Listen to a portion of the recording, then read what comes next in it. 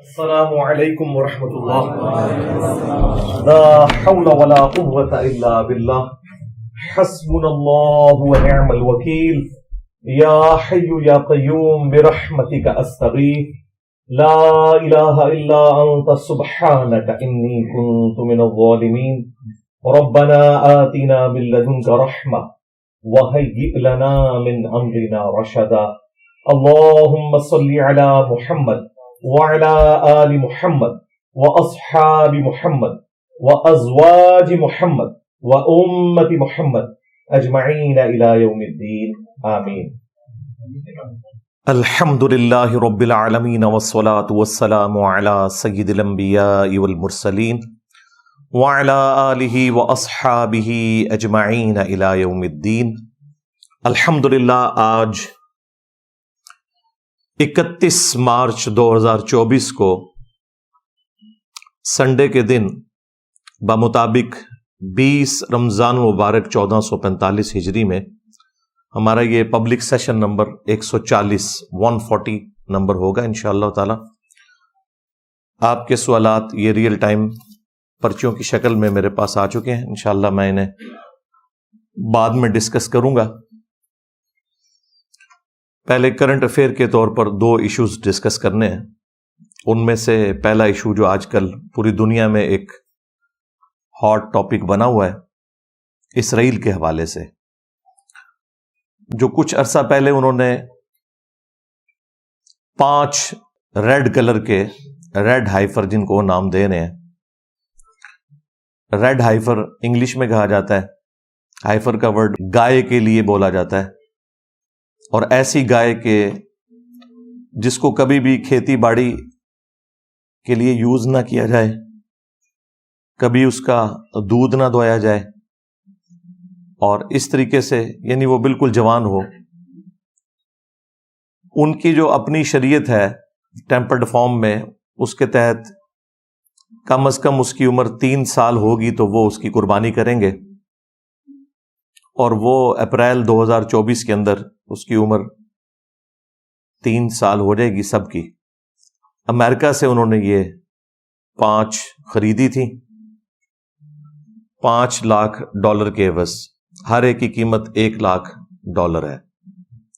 اب وہاں سے ویسے امپورٹ کرنے کے اوپر پابندی ہے اس طرح کے جانور، وہ انہیں پیٹس کی فارم میں لانے پڑے ہیں.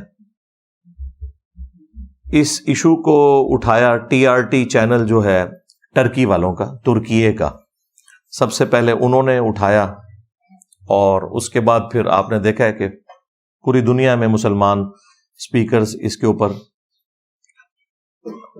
مختلف ویلاگز بنا رہے ہیں، مختلف ویڈیوز ریکارڈ کروا رہے ہیں، مختلف چینلز کے اوپر اس کے حوالے سے ڈسکشن ہو رہی ہے.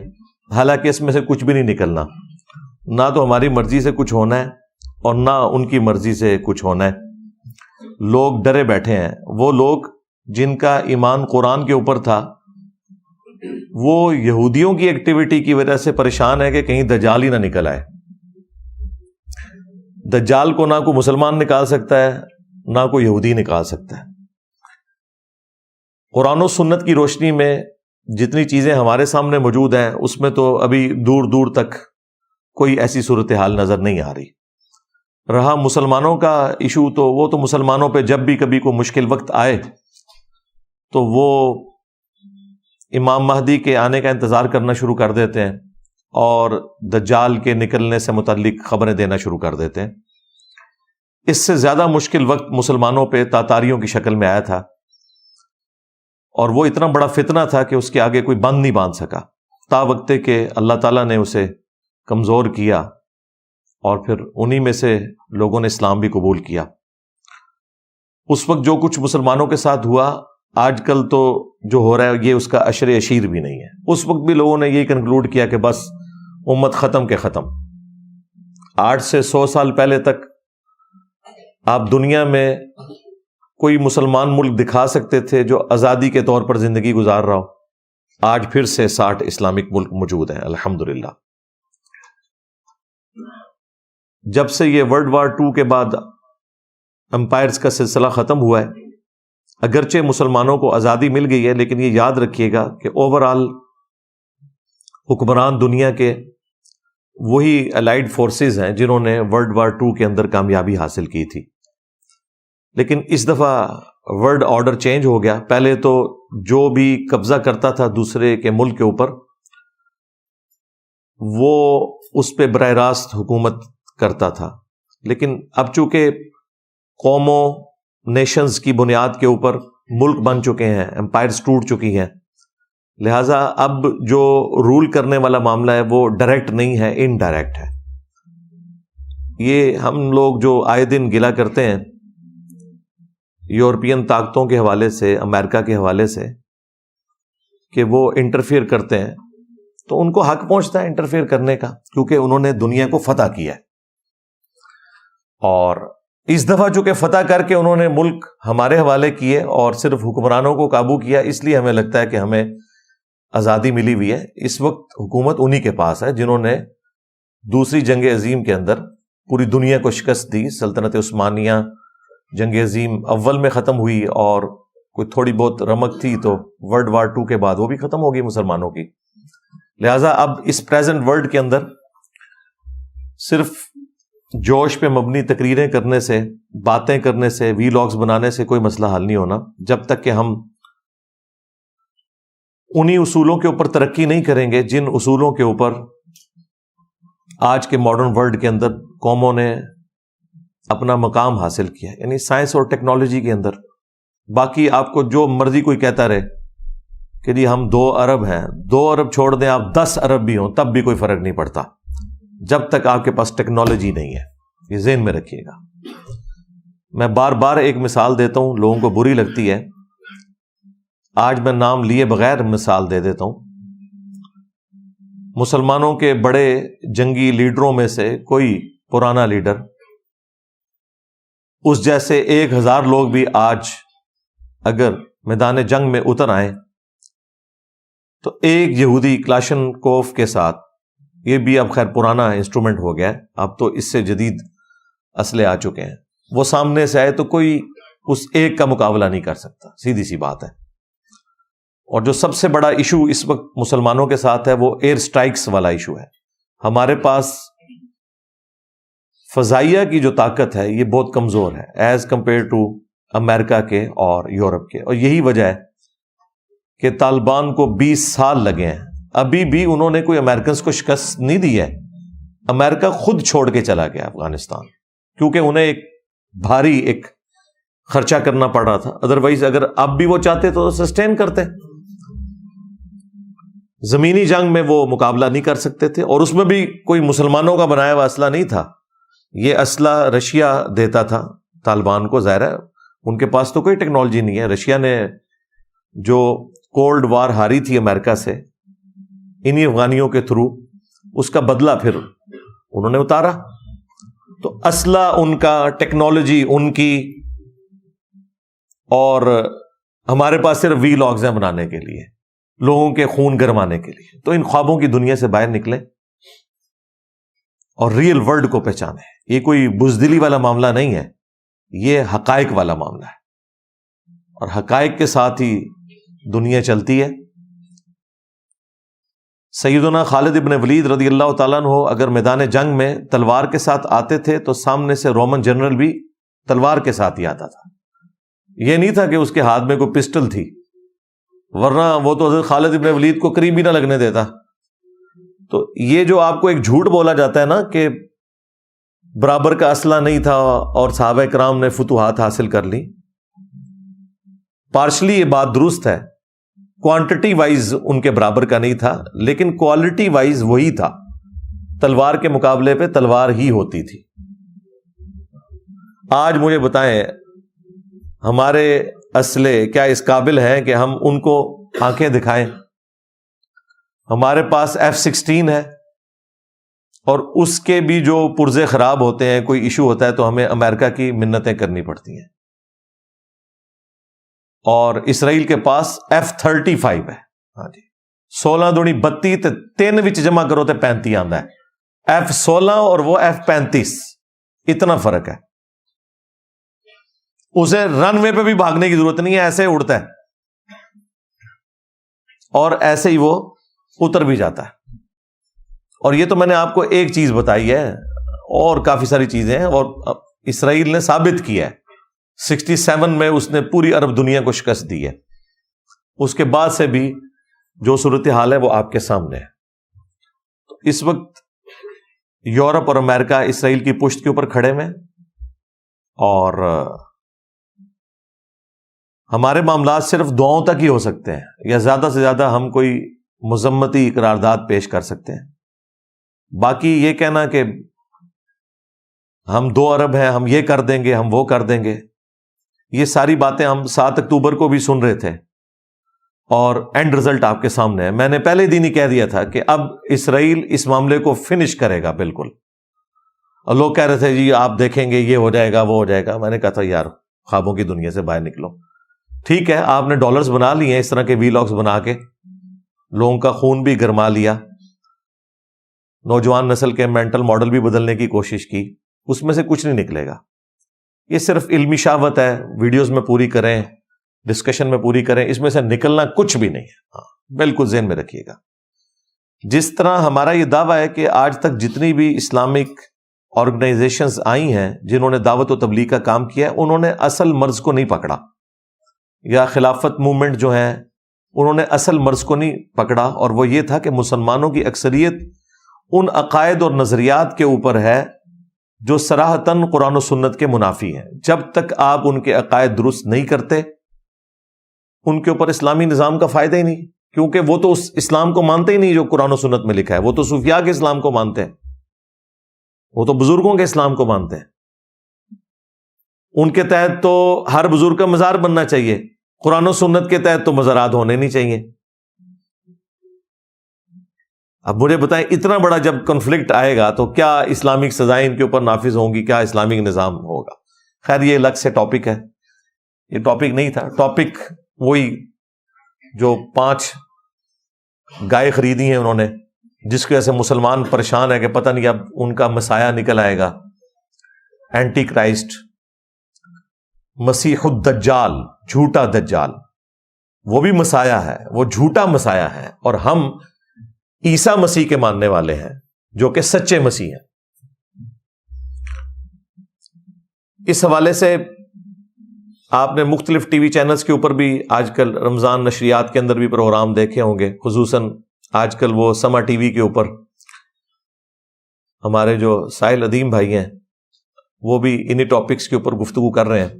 سامنے لا کے انہوں نے ایک بریلویوں کے مفتی صاحب بٹھائے ہوئے ہیں، مفتی سخاوت صاحب، اور ان کا کام یہ ہے کہ جو ساحل صاحب نے بات کرنی ہے اس کے اپوزٹ کوئی بات کرنی ہے تاکہ اسے کاؤنٹر کیا جائے۔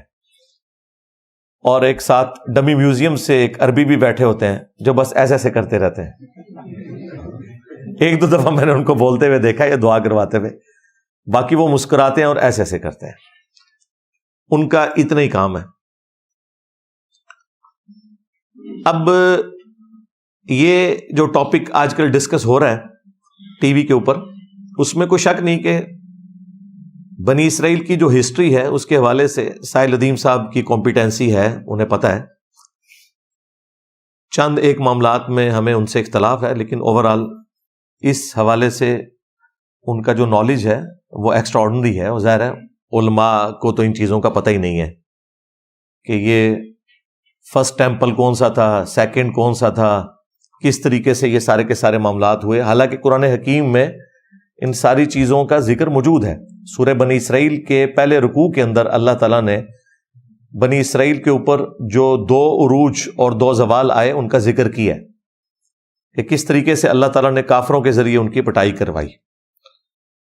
پہلی دفعہ جو ٹیمپل انہوں نے تعمیر کیا تھا وہ نیبوکیڈ نظر کے ذریعے تباہ و برباد ہوا، جو 1,33,000 یہودیوں کو ایک دن میں اس نے قتل کیا، اور اتنے ہی یہودیوں کو وہ قیدی بنا کر بیبلونیا میں، بابل میں لے گیا۔ اور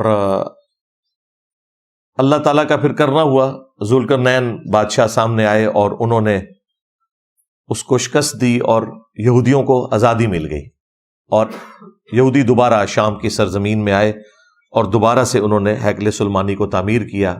پھر اللہ تعالیٰ نے انہیں ایک عروج دیا، لیکن پھر وہی وقت گزرنے کے ساتھ ان میں شرکی عقائد اور نظریات آنا شروع ہو گئے، دنیا کی محبت گھر کر گئی. پھر اللہ تعالیٰ کی طرف سے دوسرا عذاب کا کوڑا پڑا. یہ ساری تفصیل سورہ بنی اسرائیل کے بالکل سٹارٹ میں ہے. اور ٹائٹس نے 70 عیسوی کے اندر، یعنی حضرت عیسیٰ علیہ السلام کے اٹھائے جانے کے آلموسٹ 40 سال کے بعد یروشلم کے اوپر حملہ کیا اور اینٹ سے اینٹ بجا کے رکھ دی. حالانکہ وہ کافر تھا رومن جنرل ٹائٹس، لیکن اللہ تعالیٰ نے قرآن میں فرمایا کہ ہم نے اپنے سخت لڑائی لڑنے والے بندے تم پر مسلط کیے تاکہ بیت المقدس کی اینٹ سے اینٹ بجا دیں، اور جو چیز وہ دیکھیں اسے سلامت نہ چھوڑیں. اب دیکھیں کافروں کو اللہ تعالیٰ اپنی طرف منسوب کر رہا ہے. ہماری امت کے ساتھ بھی 2 دفعہ یہ ہو چکا ہے. پہلی دفعہ منگولوں کے ذریعے اور دوسری دفعہ جو ہے وہ یورپین پاورز کے ذریعے. وہاں پہ بھی پہلی جو قوت تھی وہ مشرق سے آئی، نیبوکیڈ نظر، اور دوسری مغرب سے. یہاں پہ بھی پہلی قوت جو ہے منگولوں کی فارم میں، تاتاریوں کی شکل میں، مشرق سے، اور مغربی قوتیں آئیں. کہیں پر فرینچ نے قبضہ کر لیا، اور سب سے بڑی آپ کو پتہ ہے انسانی ہسٹری کی امپائر، برٹش امپائر، جس میں سورج بھی غروب نہیں ہوتا تھا، آسٹریلیا سے لے کے افریقہ تک. یہ تو اللہ کا شکر ہے کہ سیکنڈ ورلڈ وار کے بعد گریٹ برٹن اتنی کمزور ہو گئی ہٹلر کے ساتھ لڑنے کی وجہ سے کہ اس شر میں سے یہ خیر نکلا کہ جزوی آزادی ہمیں مل گئی اور ہمارے ملک بن گئے. لیکن چونکہ فاتح وہ ہیں، اوورال رول انہی کا ہے اس وقت. یعنی میری خواہش کے اوپر نہیں ہے، میں آپ کو ریئلٹی بتا رہا ہوں. ہو سکتا ہے لوگ کہیں کہ جی یہ بڑا خوش ہے، میں آپ کو ریئلٹی بتا رہا ہوں. خیر، دوسری دفعہ جب ٹائٹس نے حملہ کیا تو 70 عیسوی کے اندر اس نے جب ہیکل سلیمانی کو گرایا تو ایک دیوار بس صرف سلامت رہ گئی، جو ویلنگ وال آپ دیکھتے ہیں جس کے سامنے وہ تورات پڑھ رہے ہوتے ہیں یوں کر کے یہودی. دیوار گریا کہا جاتا ہے، اس کے سامنے آہو بکا کرتے ہیں، اللہ تعالیٰ سے دعائیں مانگتے ہیں. اور باقی وہ سارے کا سارا ہیکل سلیمانی جو ہے وہ تباہ و برباد ہو چکا ہے، اور اسی کو دوبارہ وہ تعمیر کرنے کی خواہش رکھتے ہیں. عرصہ دراز سے اسی کے لیے زائنسٹ موومنٹ چلی، اور پھر پہلی جنگ عظیم کے بعد بالفور ڈکلیریشن ہو گئی، اور الٹیمیٹلی 1948 میں اسرائیل قائم ہو گیا، اور 1961 میں اس نے عرب دنیا کو شکست دے کے اپنی باؤنڈریز کو بڑھا لیا. تو یہ ساری کی ساری ہسٹری ہے جو میں نے مختلف ویڈیوز کے اندر ڈسکس کی ہے. اب وہ دوبارہ سے ہیکل سلیمانی کو تعمیر کرنا چاہتے ہیں، لیکن جہاں پر یہ یروشلم میں بیت المقدس ہے، جہاں آپ کو ایک گولڈن ڈوم نظر آتا ہے جس کے نیچے وہ چٹان ہے جس سے اللہ کے محبوب علیہ السلام معراج پر تشریف لے گئے تھے، اور اس سے چند 100 میٹر کے فاصلے کے اوپر ایک مسجد ہے جس کا ڈارک گرین کلر کا یا آلموسٹ بلیک کلر کا چھوٹا سا گنبد ہے. وہ اصل میں مسجد اقصی ہے. ویسے تو اس پوری پہاڑی کو ہی مسجد اقصی کہا جاتا ہے. نبی الاسلام کے زمانے میں پراپر کوئی مسجد نہیں تھی. جب سورہ بنی اسرائیل میں مسجد اقصی کا ذکر ہے، ایلیا کا یا یروشلم کا، تو مسجد اقصی کا مطلب ہے دور کی مسجد. وہ پورے پہاڑ کو ہی حرم کہا جاتا ہے. جس طریقے سے بیت اللہ شریف صرف جہاں ہم طواف کر رہے ہیں مطاف وہ حرم نہیں ہے، پوری مکے کی سرزمین حرم ہے. مدینہ شریف کی بھی 2 پہاڑیوں کے درمیان جو پوری سرزمین ہے وہ حرم ہے، اور تیسرا حرم مسلمانوں کے لیے یہ بیت المقدس ہے. بیت المقدس مسلمانوں کا قبلہ اول نہیں ہے، یہ قبلہ اوسط ہے. مسلمانوں کا قبلہ اول خانہ کعبہ شریف ہے، ابراہیمی قبلہ. بنی اسرائیل کے لیے بیت المقدس اللہ تعالیٰ نے مقرر فرمایا تھا، اور بخاری مسلم میں آیا کہ نبی الاسلام نے بھی 17 مہینے تک جب مدینہ شریف ہجرت کی تو اسی کی طرف رخ کر کے نماز پڑھی ایک کامن ٹرم کے طور پر، اور پھر دوبارہ سے آپ علیہ السلام کی خواہش پہ سورۃ البقرہ میں وہ 2 رکوع نازل ہوئے تحویل قبلہ کے، اور واپس ابراہیمی قبلہ ہو گیا. لہٰذا یہ یاد رکھیے گا، یہ غلط العام ہے کہ ہمارا قبلہ اول جو ہے وہ قبلہ اوسط ہے. قبلہ اول بیت اللہ شریف ہے. سورہ آل عمران میں واضح ہے کہ پہلا گھر جو اللہ تعالیٰ نے مقرر کیا کہ لوگ وہاں آ کر عبادت کریں، جو ساری انسانیت کے لیے ہدایت ہے، وہ ہے جو کہ بکہ کے اندر ہے. بکہ اور مکہ یہ دو نام ایک ہی شہر کے ہیں. جس طرح ہمارے پڑوسی ملک میں بمبے ہے اور ممبئی بھی بولا جاتا ہے اور بمبئی بھی، میم اور با دونوں کے ساتھ. اس طرح یہ بکہ اور مکہ دونوں مکے کے لیے ٹرمز یوز ہوتی ہیں. اور بخاری مسلم میں بھی موجود ہے، نبی الاسلام نے کہا سب سے پہلا گھر جو تعمیر کیا گیا وہ بیت اللہ شریف ہے، اور اس کے بعد پھر فرمایا بیت المقدس، جسے مسجد ایلیہ بھی کہا جاتا ہے، مسجد اقصیٰ بھی کہا جاتا ہے، اور ان کے درمیان 40 سال کا وقفہ ہے. خیر، وہ بیت المقدس کی جو وہ پوری پہاڑی ہے جس کے اوپر ایک کارنر کے اوپر ویلنگ وال ہے، اور قبۃ الصخرہ وہ چٹان والا گنبد، اور مسجد ایک جسے مسجد اقصیٰ کہا جاتا ہے، یہ قبلی ماسک بھی بولا جاتا ہے اس کو. یہ پورے کے پورے پہاڑ کو حرم کہا جاتا ہے. اسی مسجد کے نیچے وہ سرنگیں کھودتے رہتے ہیں آئے دن کہ جی ہم تابوت سکینہ کی تلاش کر رہے ہیں، جو اکثر مسلمان وائزین آپ کو کہتے ہوئے سنائی دیں گے کہ وہ اس کی بنیادوں کو کمزور کر رہے ہیں. اور ظاہر ہے اس کے لیے انہوں نے بہانہ یہ تلاش کیا ہوا ہے، وہ کسی بھی وقت اپنے وزن پہ بھی گر سکتی ہے. ظاہر ہے وہ چٹان ہے اور اس کے نیچے آپ اتنی زیادہ جب کھدائی کریں گے تو وہ کمزور ہو کے گر بھی سکتی ہے. خیر، وہ ڈائریکٹلی بھی گرا دیں تو اس وقت تو پاور میں ہے، سیدھی سی بات ہے. یہ جو اپریل 2024 کا لوگ انتظار کر رہے ہیں کہ وہاں پہ انہوں نے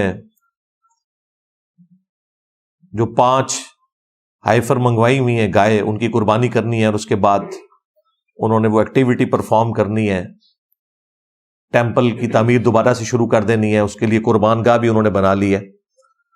تو این ممکن ہے کہ یہ ایکٹیویٹی پرفارم ہی نہ ہو سکے. اگر ہو بھی جائے تو ضروری نہیں ہے کہ اس کے بعد وہ اگلا معاملہ بھی وہ چلا سکیں. یہ خواہش بڑے عرصے سے ان کی چل رہی ہے، اور اگر وہ بھی کرنے میں کامیاب ہو جائیں تب بھی اس کا کوئی دجال کے نکلنے کے ساتھ تعلق نہیں ہے. وہ اللہ نے اپنی مرضی سے ہی نکالنا ہے جب بھی نکالنا ہے.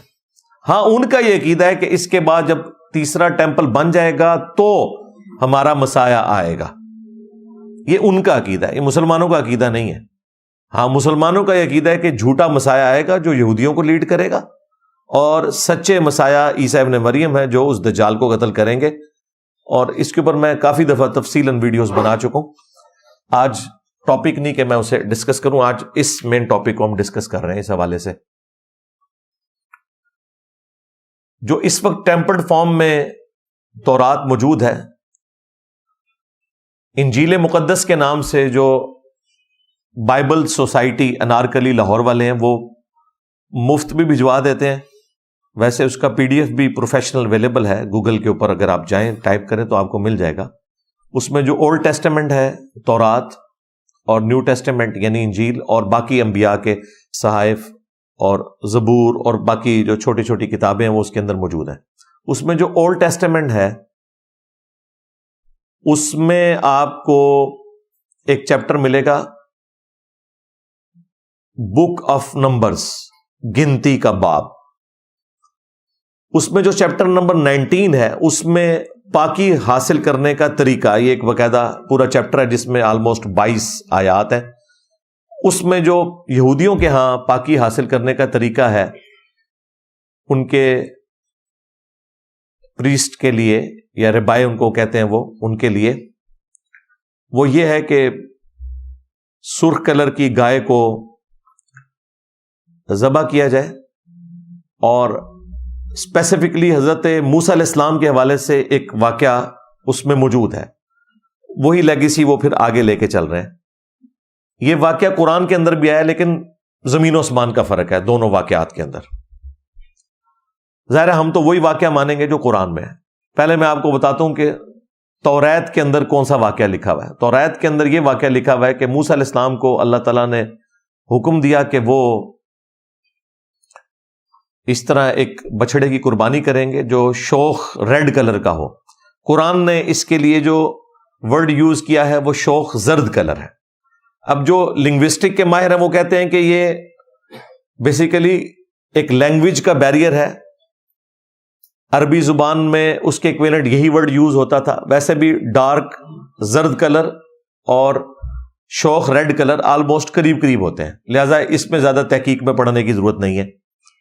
بہرحال وہ ایک یونیک قسم کا بچڑا تھا جس کی پوری تفصیلات سورۃ البقرہ میں آئی ہیں، جو انہوں نے بہانے کیے کہ ہمیں بتایا جائے کہ اس رنگ کا ہو، اور پھر اللہ تعالیٰ نے ایک ایک چیز اس کی کھول کے بیان کی. شکر اینڈ پہ انہوں نے انشاءاللہ کہا، قربانی کرنے میں وہ کامیاب ہو گئے. قرآن تو اس کی ریزن یہ بتاتا ہے کہ چونکہ سامری جادوگر نے ایک بچڑا بنایا جو کہ بولتا بھی تھا، اور وہ بنی اسرائیل کے لیے آزمائش تھی، اور اللہ تعالیٰ نے اسے اپنی طرف منسوب کیا ہے کہ ہم نے فتنے میں ڈالا ہے تیری قوم کو، اے موسیٰ، جو تو نے کوہ طور پہ آنے کی جلدی کی تو ہم نے تیری قوم کو فتنے میں ڈال دیا، اور سامری نے یہ سارا کام ان کے ساتھ کر دیا. سامری کو نظر آ گیا کہ حضرت جبرائیل علیہ السلام کے پاؤں کی خاک جو ہے اس کی برکت اس نے دیکھ لی، وہ جہاں پاؤں پڑتا تھا وہاں سبزہ نکل آتا تھا. قرآن میں اشارتاً اس بات کا ذکر موجود ہے کہ اس نے رسول کے پاؤں کی خاک لی، یعنی وہ حضرت جبرائیل علیہ السلام کے،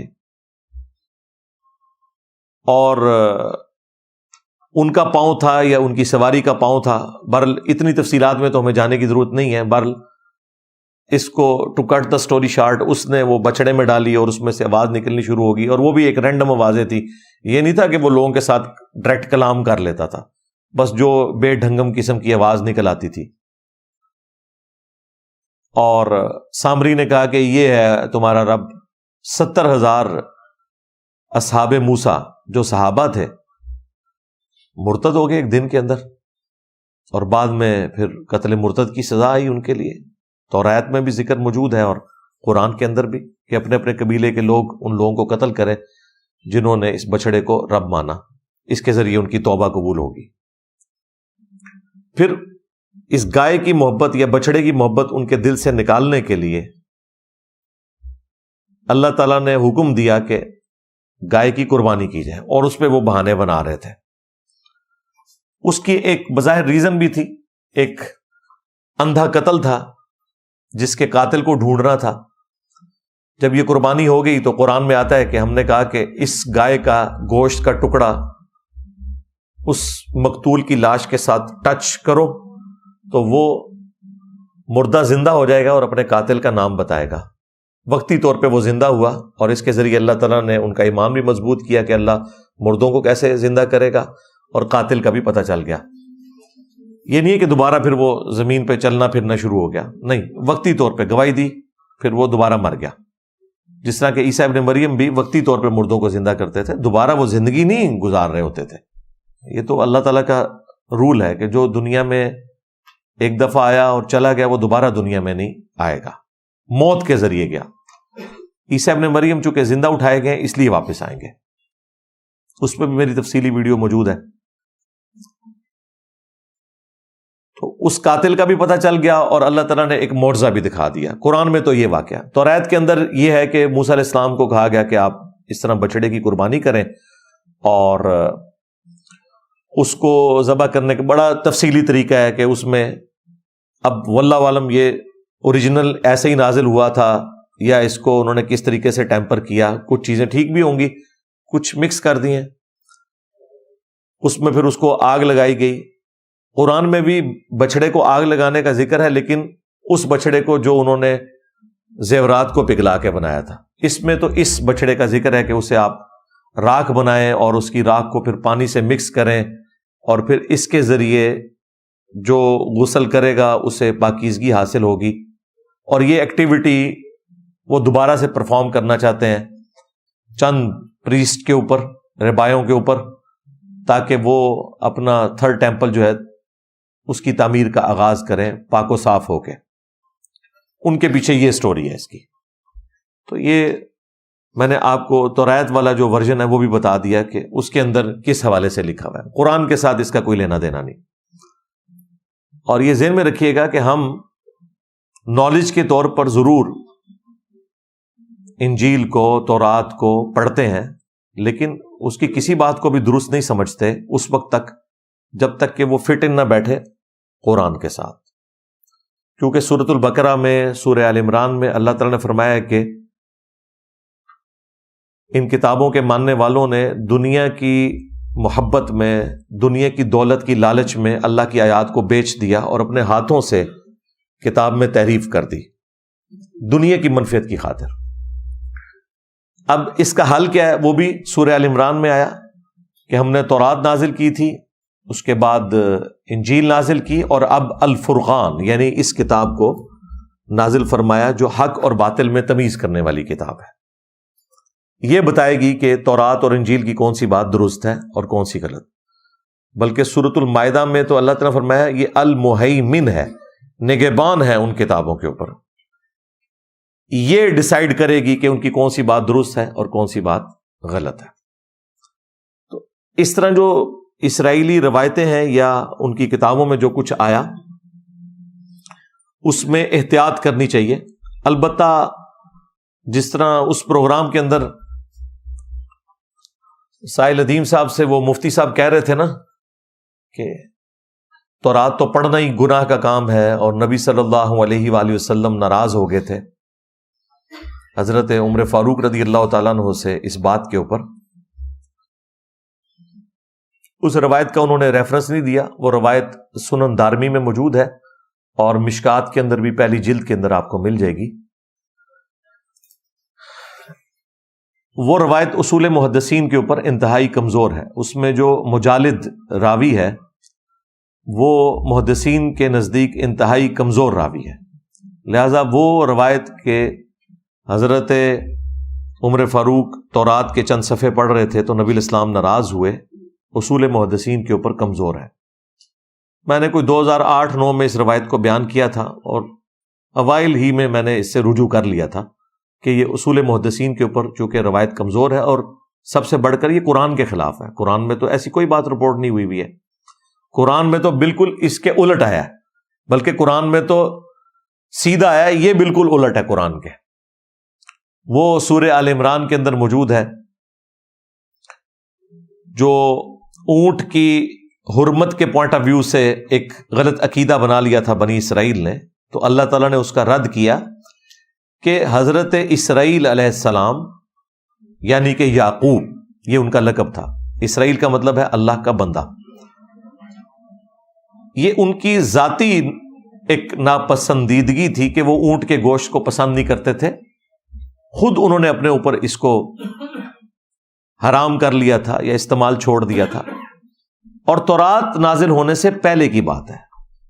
پھر اللہ تعالیٰ نے فرمایا قل فأتوا بالتوراۃ، اے نبی ان سے فرماؤ کہ تورات لے کر آؤ.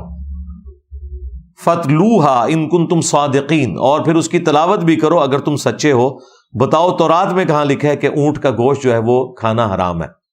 کیونکہ حضرت موسیٰ علیہ السلام کے ذریعے اللہ تعالیٰ نے اسے واضح کر دیا تھا.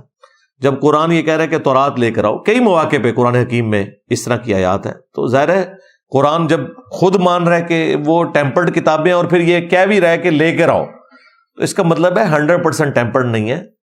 جہاں تک توحید کا تعلق ہے آج بھی اس میں کوئی ایک آیت آپ ان ایمبیگوس نہیں دکھا سکتے جو شرک کی دعوت دیتی ہو، ٹیمپرڈ فارم میں بھی، تحریف شدہ ہو کر بھی. ورنہ تو ہم یہود و نصارہ کو دعوت ہی نہ دے سکتے. دعوت اسی صورت میں دیں گے جب آپ اس کتاب سے بات کریں جس کو وہ خود مان بھی رہے ہو. تو ظاہر ہے کہ وہی کتابیں ہیں تورات اور انجیل. تو ان کتابوں میں بھی کئی ایک معاملات بالکل درست لکھے ہوئے ہیں آج کی ڈیٹ میں بھی. ہاں جہاں ہمیں اختلاف ہے وہ ہم بیان کر دیتے ہیں. تو قرآن حکیم کے اندر بالکل واضح موجود ہے کہ آپ تورات پڑھ سکتے ہیں، لیکن پہلے قرآن تو پڑھیں، آپ کو پتا ہو کہ قرآن کے اندر کیا لکھا ہے، پھر آپ ضرور پڑھیں. نبی علیہ السلام بھی سنن نبی داؤد میں ایک حدیث میں نے کافی دفعہ بیان کی ہے. آپ کو یہودیوں نے ایک مدرسے میں بلایا، ایک گھر کے اندر انہوں نے مدرسہ بنایا ہوا تھا، ایک بدکاری کا کیس تھا اس کے فیصلے کے لیے. تو نبی علیہ السلام کو انہوں نے ایک بڑی گدی دی جس کے اوپر آپ تشریف فرما ہوئے، اور تھوڑی دیر بعد تورات لائی گئی تو نبی الاسلام نے اپنی پیٹھ کے نیچے سے وہ گدی نکال کے سامنے رکھی اور خود زمین پر بیٹھ کے اور تورات کو رسپیکٹ دیتے ہوئے، حالانکہ ٹیمپرڈ تھی، اس گدی کے اوپر رکھا، اور پھر آپ نے ساتھ بولا آمنت بک، میں ایمان لایا تجھ پر، وبمن انزلک، اور ایمان لایا اس پر جس نے تجھے نازل کیا۔ نبی الاسلام نے ٹیمپرڈ تورات کی بھی یعنی عزت کی اور کہا کہ میں اس پر بھی ایمان لایا اور اس کے نازل کرنے والے کے اوپر بھی ایمان لے کر آیا۔ تو یہ اس بات کا ثبوت ہے کہ آپ ان کتابوں سے استفادہ کر سکتے ہیں، لیکن وہی بات ہے کہ الٹیمیٹلی ڈیسیژن قرآن و سنت کریں گے۔ قرآن جو ہے ان کتابوں کے اوپر الفرقان بھی ہے، قرآن ان کتابوں کے اوپر المہیمن بھی ہے، نگہبان بھی ہے۔ اس چیز کا خیال رکھنا ضروری ہے، اور مسلمان جو بعض اوقات شوق رکھتے ہیں اس بات کا کہ وہ ان تعلیمات سے استفادہ کریں، انہیں میں ریکویسٹ کروں گا پہلے آپ قرآن و سنت پڑھ لیں، پھر آپ بالضرور اس طرح کی کتابوں کا بھی مطالعہ کریں۔ لیکن آپ نے قرآن و سنت تو پڑھا نہیں ہے، آپ بس ان کتابوں کے پیچھے پڑے ہوئے، تو یہ تو ظلم پر مبنی چیز ہے۔ اپنی اداؤں کے اوپر خود غور کرنا چاہیے۔ اچھا میرے بھائیوں، جہاں تک دجالی سسٹم کا تعلق ہے تو یقیناً ایک سسٹم ایسا ہے جو وقت کے ساتھ ساتھ دجال کو ریسیو کرنے کے لیے تیار بیٹھا ہے، جس کی ایک آنکھ ہے مادے کی، روحانیت کی آنکھ اس نے بند کر لی ہے۔ لیکن یہ ساری باتیں اپنی جگہ، دجال ایک پرسنالٹی بھی ہے جس نے آنا ہے۔ اس حوالے سے واضح احادیث موجود ہیں، صحیح بخاری اور صحیح مسلم کے اندر کئی ایک احادیث ہیں دجال کے حوالے سے بھی، عیسیٰ ابن مریم کے نزول کے حوالے سے بھی۔ اگر آپ کو یہ ساری احادیث پڑھنے کا شوق ہے تو مشکات المصابیح، جسے میں نے انسائکلوپیڈیا آف حدیث ڈکلیئر کیا ہے، اس کی 3 جلد کے اندر کمبائنڈ فارم میں آپ کو یہ ساری احادیث مل جائیں گی۔ اور اس حوالے سے سب سے زیادہ کام جو کیا ہے وہ امام مسلم نے کیا ہے۔ صحیح مسلم کے اندر بھی آپ کو 100 سے زیادہ احادیث ملیں گی ان تمام ٹاپکس کے اوپر، وہ آپ پڑھ لیں۔ مختلف ویڈیوز کے اندر میں نے ریکارڈ بھی کروایا، لیکن خود پڑھیں گے تو آپ کو ذرا زیادہ ایک اندازہ ہو جائے گا۔ مشکات کے اندر تو بخاری مسلم کے علاوہ باقی کتابوں سے بھی پیرلل میں انہوں نے روایتیں ڈال دی ہیں، اور نیچے حکم بھی لگے ہوئے ہیں صحیح اور ضعیف کے۔ بخاری اور مسلم دونوں میں یہ حدیث موجود ہے کہ اللہ کے محبوب صلی اللہ علیہ وآلہ وسلم نے فرمایا کہ قیامت کی 10 بڑی بڑی نشانیاں ہیں۔ ان 10 نشانیوں میں سے ایک نشانی جو ہے وہ دجال کا آنا ہے، اور عیسیٰ ابن مریم کا بھی دوبارہ دنیا میں آنا ہے۔ باقی نشانیاں دابت الارض کا نکلنا، سورج کا مغرب سے نکلنا، وہ آپ پڑھ لیں گے تو آپ کو اندازہ ہو جائے گا۔ بخاری اور مسلم میں ایک اور حدیث موجود ہے کہ نبی الاسلام نے فرمایا کہ اس ذات کی قسم جس کے قبضے قدرت میں میری جان ہے، عیسیٰ ابن مریم تم میں عادل حکمران کی حیثیت سے اتریں گے، صلیب کو توڑ دیں گے، خنزیر کو قتل کر دیں گے، جزیہ موقوف کر دیں گے، ہر طرف امن ہوگا۔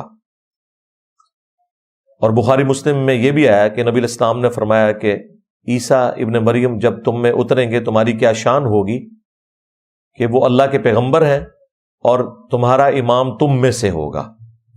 جو امامت والا معاملہ ہوگا وہ امام محمد مہدی رضی اللہ تعالیٰ عنہ علیہ السلام امامت کروائیں گے عیسیٰ ابن مریم کی اجازت سے۔ پھر ایک اور حدیث ہے بخاری اور مسلم کے اندر، نبی صلی اللہ علیہ وآلہ وسلم نے فرمایا کہ دجال کے ماتھے کے اوپر کافر لکھا ہوگا، لیکن وہ کاف، فا اور را اس طرح ایبریویشن کے اندر لکھا ہوگا۔ اہل ایمان تو پڑھ لیں گے، پہچان لیں گے، باقی جن کی قسمت میں گمراہی لکھی ہے وہ اسے پہچان نہیں سکیں گے۔ آج بیان کرنا تو بڑا آسان ہے، لیکن جب وہ سامنے آئے گا پھر پتہ چلے گا. ہو سکتا ہے یہ لوگ تعویل کریں کہ یہ کافر نہیں لکھا ہوا، یہ کاف سے کشف ہے، فا سے فیض ہے اور را سے روحانیت ہے. ہاں، یہ تو جس بابے کو بھی وہ کرتب کرتے ہوئے دیکھتے ہیں نا اس کے سامنے گر پڑتے ہیں. جبکہ بخاری مسلم میں آئے کہ ایک مؤمن کھڑا ہوگا دجال کے مقابلے کے اوپر، وہ کہے گا تو دجال ہے کیونکہ میرے نبی کی حدیث مجھے پہنچی ہے.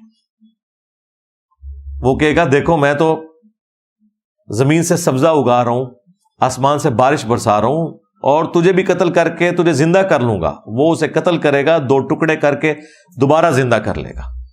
اس سے بڑی تو کوئی چیز نہیں تھی نا. نبی اسلام کہتے ہیں کہ پھر وہ اس سے کہے گا کہ مجھ پر ایمان لا. وہ کہے گا کہ تو دجال ہے کیونکہ میرے نبی کی حدیث مجھے پہنچی ہے.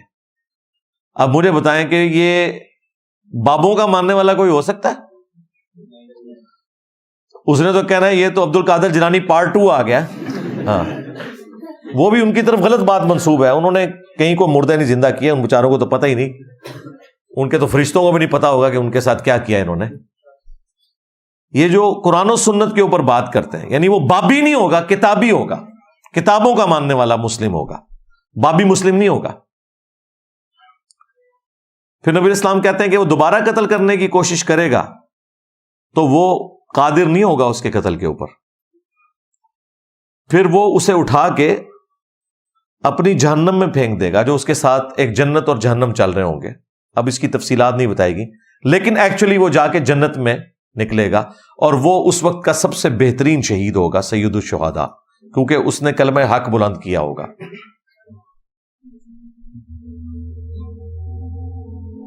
تو یہ سید الشہداء کی جو لیگیسی ہے یہ قیامت تک چلنی ہے.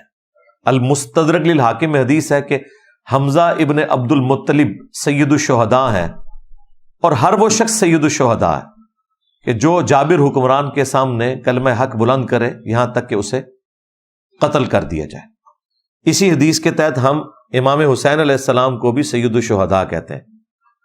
وہ بعض ناصبی کہتے ہیں یہ تو حضرت حمزہ کا لقب تھا. وہ حدیث پوری پڑھیں، صرف حضرت حمزہ کے لیے نہیں ہے. قیامت تک ہر وہ انسان جو کلمہ حق بلند کرے اور اس کی پاداشت میں اسے قتل کر دیا جائے وہ سید الشہداء ہی کہلائے گا.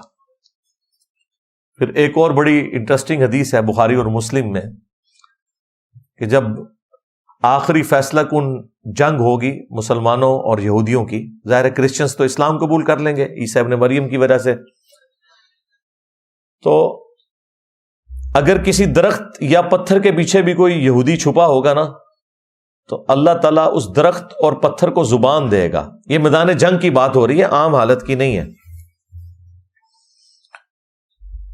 اور وہ بولے گا کہ اے مسلم، میرے پیچھے یہودی ہے، اسے قتل کر دے. یہ باقاعدہ الفاظ ہیں، اے مسلم، اے بریلوی، اے دیوبندی، اے شیعہ، اے وہابی، اے حنفی، شافعی، مالکینی، اے مسلم. اس کا مطلب ہے کہ دجالی سسٹم کو جب دجال لیڈ کرے گا تو اس کے مقابلے پہ جو مسلم سسٹم ہے وہ بھی اپنی جڑ پکڑ چکا ہوگا، اس حوالے سے کہ لوگ ان فرقوں کی تفریق سے آزاد ہو چکے ہوں گے. ابھی تک تو ایسی صورتحال نہیں ہے، اس کے لیے کافی ٹائم چاہیے. بہرحال ایک معاملات تو سیدھے ہونے شروع ہو گئے ہیں اس پلیٹ فارم کی برکت سے.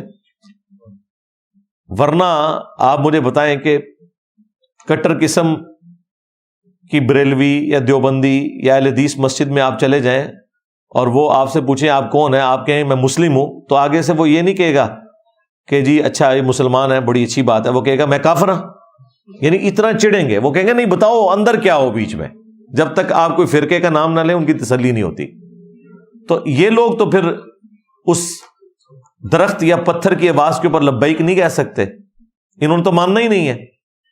انہوں نے کہنا انجینئر صاحب کو ویڈیو چل پئی ہے پیچھوں، مسلم رٹ لائز، یہی کہتے ہیں نا. البتہ نبی اسلام نے فرمایا ایک درخت ہے غرقد کا، ایک بہت بڑی جھاڑی ہوتی ہے، اس میں کئی بندے بھی چھپ جائیں وہ نظر نہیں آتے، بڑی گھنی قسم کی جھاڑی. وہ یہودیوں کا درخت ہے، وہ ان کو پناہ دے گا، جس کی کاشت وہ کرتے ہیں بڑی کثرت کے ساتھ. اس کے پیچھے یہ ریزن بھی ہو سکتی ہے اور ٹیکنیکل ریزن بھی ہے، وہ ریگستان میں اتنی بڑی اور کوئی جھاڑی نہیں ہے جو اتنی سخت جان ہو جو اگ سکے، اس وجہ سے بھی۔ باقی تو مسلم شریف میں تفصیل کے ساتھ آیا ہے کہ مقام لد کے اوپر عیسیٰ ابن مریم قتل کریں گے دجال کو، وہ ان کے سانس سے پگھلے گا، اور اس کے بعد یاجوج ماجوج والا معاملہ ہوگا۔ الٹیمیٹلی ایک بڑی تفصیلات ہیں، میں صرف اس وقت ایک بلو پرنٹ کے طور پہ آپ کے سامنے رکھ رہا ہوں۔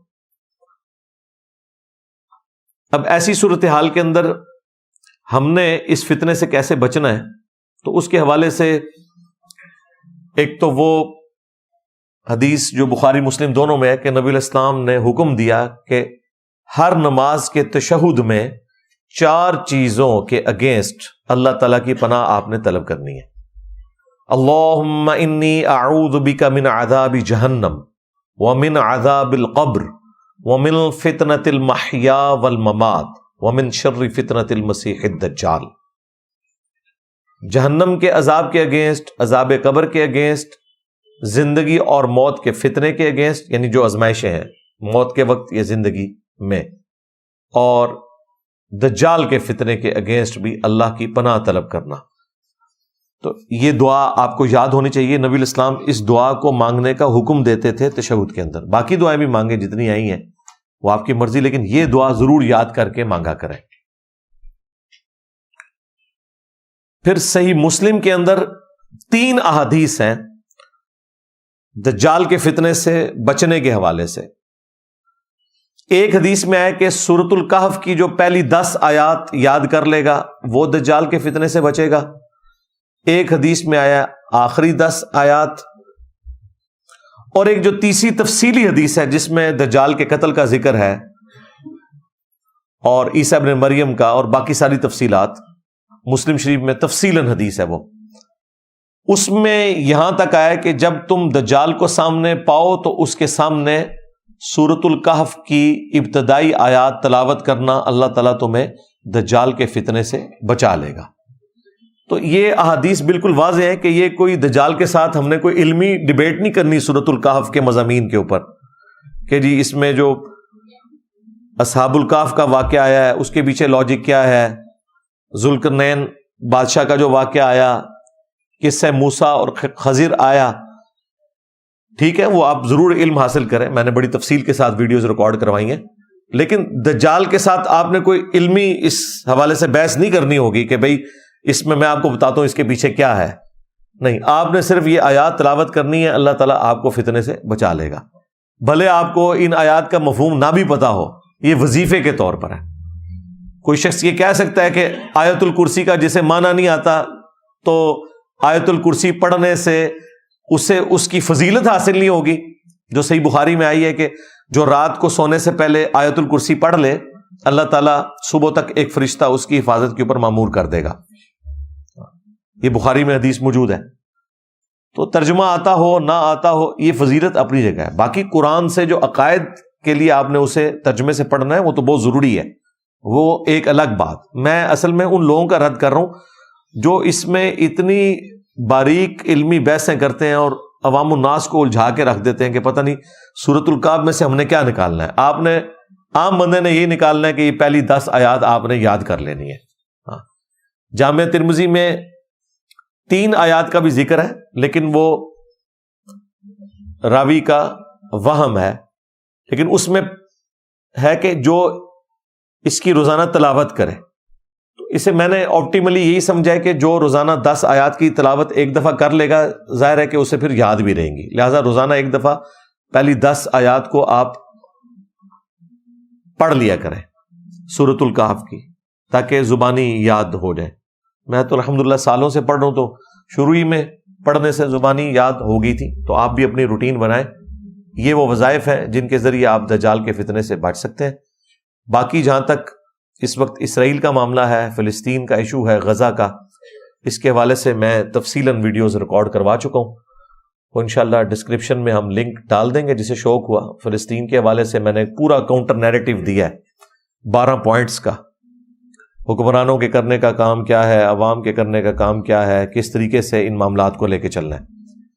دوسری ویڈیو ہے دجال کے فتنے سے متعلق تفصیلی ویڈیو، اور تیسری ویڈیو عیسیٰ ابن مریم نے جو دنیا میں دوبارہ تشریف لانا ہے، حیات مسیح اور نزول مسیح علیہ السلام کے حوالے سے جتنے بھی وسوسے ہیں وہ میں نے الحمدللہ سیٹل کیے ہیں قرآن و سنت کی روشنی میں۔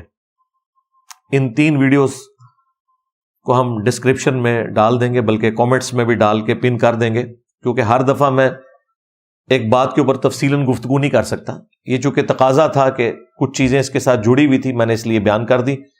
تو اینڈ رزلٹ یہی ہے کہ کوئی ٹینشن لینے کی ضرورت نہیں ہے میرے بھائی، اس طرح کرنے سے کوئی نہیں دجال نے نکلنا۔ ہاں، بعض لوگوں نے وی لاگس بنا کے اپنے ڈالرز کھڑے کر لینے ہیں اور بار بار کرتے رہنا ہے، اینڈ پہ انہوں نے بھی معذرت ہی کر لینی ہے کہ جناب یہ ہم سے سمجھنے میں غلطی ہوئی۔ اس لیے اس قسم کے اٹکل پچو میں نہیں چلاتا، میں اتنا ہی بتاتا ہوں کہ اتنا ہوگا۔ وہ کب ہوگا؟ وہ جب ہوگا پھر ہی پتہ چلے گا، یہ ذہن میں رکھیے گا۔ لوگ کہتے ہیں جی پہلے پتہ چلنا چاہیے، پہلے پتہ ہے تو اس کا پھر علاج بھی بتا دیا، بس یہ پتہ ہونا چاہیے آپ کو کہ سورۃ الکہف کی پہلی 10 آیات آپ کو آنی چاہیے۔ ہاں، باقی آپ نے کوئی اس سے مقابلہ نہیں کرنا، نہ نبی علیہ السلام نے کہا ہے کہ آپ نے جا کے اس سے مقابلہ کرنا ہے، بلکہ کہا ہے کہ جب سامنے پاؤ تو 10 آیات پڑھنی ہے۔ نبی علیہ السلام نے دجال کا مقابلہ کرنے کے لیے بھی نہیں کہا کہ تلوار لے کے سامنے آ جانا ہے، وہ تو ایک مومن بےچارہ پھنس جائے گا نا، تو اس لیے اس کے ساتھ ایسا معاملہ ہوگا، ادروائز اس کا مقابلہ کرنے کی طاقت کسی میں نہیں ہے۔ امام مہدی مقابلہ نہیں کر سکیں گے تو باقی تو شاہی کوئی نہیں۔ اس لیے اللہ تعالیٰ عیسیٰ ابن مریم کو نازل فرمائے گا، کیونکہ وہ سچے مسیح ہیں، ان کے ذریعے وہ مسیح الدجال یعنی دجل کرنے والا مسیح، اس کا خاتمہ ہوگا۔ تو امید ہے کہ یہ جتنی میں نے گفتگو کی اس سے آپ کو اوورآل کچھ چیزیں میں نے ڈائریکٹلی بتا دیں، کچھ انڈائریکٹلی بتا دیں، تاکہ ایک میسج کنوے ہو جائے آپ تک۔ باقی ماننا نہ ماننا وہ آپ کی مرضی ہے، ہمارا کام تو ہے علمی طریقے سے معاملات کو لوگوں کے سامنے ہائی لائٹ کرنا۔ اللہ تعالی ہمیں دجال کے فتنے سے محفوظ فرمائے، اور فلسطین کے مسلمان جس تکلیف سے گزر رہے ہیں اللہ تعالیٰ غیب سے ان کی عزت، آبرو، جان و مال کی حفاظت فرمائے، بلکہ پوری دنیا میں مسلمان، چائنا میں، انڈیا میں، کشمیر میں، افغانستان میں، یمن میں، عراق میں، شام میں، فلسطین میں، جہاں کہیں تکلیف کی زندگی گزار رہے ہیں، پاکستان میں بھی غیب سے ان کی عزت، آبرو، جان و مال کی حفاظت فرمائے۔ صلو علی محمد وآل محمد، اللہم صلی علی محمد وعلی آل محمد واصحاب محمد وازواج محمد وامت محمد اجمعین الی یوم الدین، آمین۔